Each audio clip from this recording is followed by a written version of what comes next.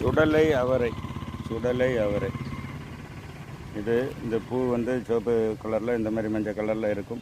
அது ஆவாரம் பூ மாதிரி இருக்கும். ஆனால் இது வந்து இந்த காய் இப்படி இருக்கிறது. இது வந்து சுடலை அவரை.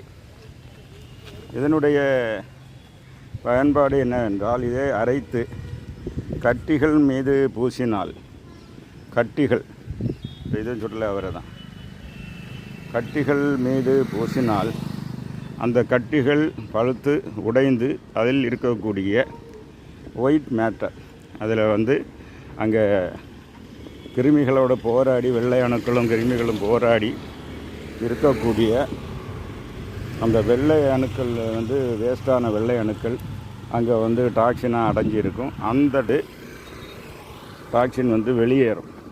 அது கம்ப்ளீட்டாக அதில் நூல் திரி மாதிரி கம்ப்ளீட்டு வெளியேறும். தன்னாடி நீங்கள் அமுக்கக்கூடாது. அமுக்குனா அந்த இடம் வந்து கட்டி பிடிச்சான்னா அப்படின்னா சர்ஜரி பண்ண வேண்டி வரும். அதனால் இதை பூசி விட்டால் போதும், அது தன்னாடி உடஞ்சி எவ்வளோ டாக்ஸின் வெளியேறும். அது வழியாக கட்டிகளுக்கு நிவாரணம் கிடைக்கும்.